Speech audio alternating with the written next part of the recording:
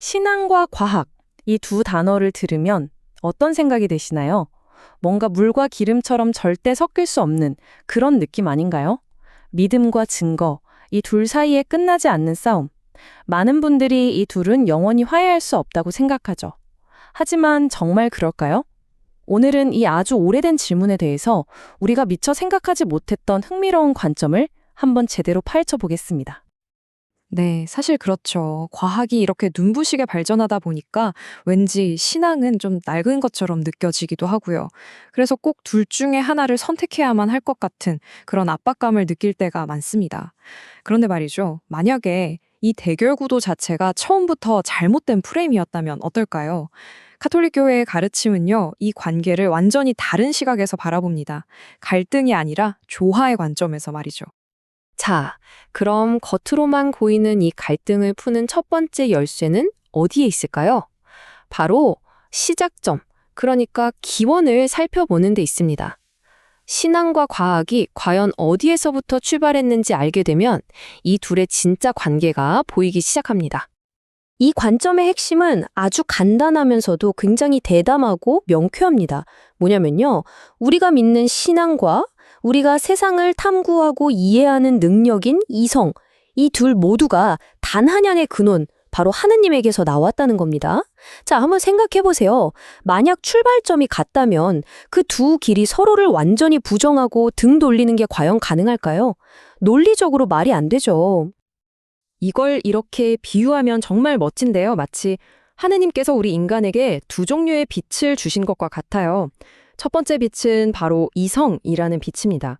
이 빛으로 우리는 눈에 보이는 물질 세계를 관찰하고 거기서 법칙을 발견하고 또 세상을 이해할 수 있죠. 그리고 두 번째 빛은 신앙이라는 빛입니다. 이 빛은 우리 눈으로는 볼 수 없는 더 깊은 차원의 진리를 비춰주는 일종의 선물과도 같은 거예요. 여기서 제일 중요한 건 뭐냐? 이 두 빛 모두 같은 분에게서 온 아주 소중한 선물이라는 점입니다. 바로 이 지점에서 우리는 아주 명쾌한 결론에 도달하게 됩니다. 과학적인 방법으로 발견한 진리랑 또 신앙을 통해서 알게 된 진리가 모두 같은 분에게서 온 거라면 진짜 진리는 절대로 또 다른 진짜 진리를 부정할 수 없다는 겁니다. 이건 너무나 당연한 귀결이죠. 그렇다면 이 원리가 실제 과학자들의 연구 활동에는 어떻게 적용될 수 있을까요? 하얀 가운을 입고 실험실에서 현미경을 들여다보는 그 일이 신앙과 도대체 무슨 관련이 있는지 한번 살펴보겠습니다. 이 관점에서 보면요, 과학 연구는 신의 영역에 도전하는 오만한 행위가 절대 아닙니다. 오히려 그 정반대죠. 하느님께서 만드신 이 세상이 고유의 법칙에 따라 스스로 움직이도록 허락하신 그분의 뜻을 존중하고 따라가는 과정이 셈이에요.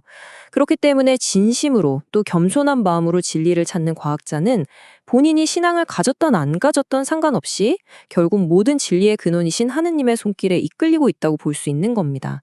심지어 본인은 그걸 의식하지 못하더라도 말이죠. 이 문장이 정말 모든 것을 명확하게 보여줍니다. 참으로 과학적인 방법, 그러니까 정직하고 엄격한 기준으로 수행된 연구는 신앙과 절대로 결코 대립할 수 없다는 거죠. 왜냐고요? 간단합니다. 우리가 탐구하는 세상의 현실과 우리가 믿는 신앙의 실제, 이 둘 모두가 결국 같은 하느님에게서 나왔기 때문이에요. 자, 이제 단순히 서로 싸우지 않는다는 수준을 넘어서서 이 둘이 얼마나 아름답게 서로를 돕고 함께 성장할 수 있는지 한번 들여다보겠습니다. 이건 단순한 공존이 아니라 아주 적극적인 파트너십에 대한 이야기입니다. 이 놀라운 파트너십을 완벽하게 요약한 문장이 있습니다. 바로 위대한 신학자 성 아우구스티노의 말인데요. 믿기 위하여 이해하고 이해하기 위하여 믿는다. 와, 정말 곱씹어 볼수록 깊은 통찰이 느껴지는 말이죠? 이 말의 의미를 한번 풀어보죠. 먼저 이해하기 위해 믿는다는 건요, 신앙이 있어야만 비로소 이해의 문이 활짝 열리는 그런 영역이 있다는 뜻입니다. 믿음의 눈으로 봐야만 보이는 진실이 있는 거죠. 반대로 믿기 위해 이해한다는 건 우리가 이성을 사용해서 신앙에 대해 질문하고 탐구하는 그 노력이 막연했던 우리의 믿음을 훨씬 더 단단하고 성숙하게 만든다는 의미입니다. 이렇게 믿음과 이해가 서로를 붙잡아주고 끌어주는 아주 멋진 선순환이 만들어지는 겁니다. 자, 그럼 지금까지의 이야기들을 모두 모아서 마지막 그림을 한번 완성해 보겠습니다. 신앙과 과학은 결국 우리를 어디로 이끌고 있는 걸까요? 오늘 이야기의 핵심 딱 3가지로 요약해 볼까요? 첫째, 신앙과 과학은 진짜 적이 아닙니다. 둘째, 왜냐? 둘 다 하느님이라는 같은 뿌리에서 나왔기 때문이죠. 그리고 마지막 셋째, 이 둘은 서로를 보완하면서 우리를 더 큰 진리로 이끌어주는 최고의 파트너라는 겁니다. 그러니까 신앙과 과학은 서로 다른 깃발을 들고 싸우는 두 군대가 아닙니다. 오히려 하나의 거대한 산, 진리라는 정상을 향해 올라가는 두 개의 다른 등산로라고 할 수 있어요. 오르는 길은 달라도 결국 저 꼭대기, 같은 곳에서 만나게 되는 거죠. 오늘 설명은 여기까지입니다. 마지막으로 이 질문을 여러분께 한번 남겨보고 싶습니다. 여러분의 삶 속에서 여러분의 머리, 즉 이성과 여러분의 가슴, 즉 신앙은 어떻게 서로 대화하고 있나요?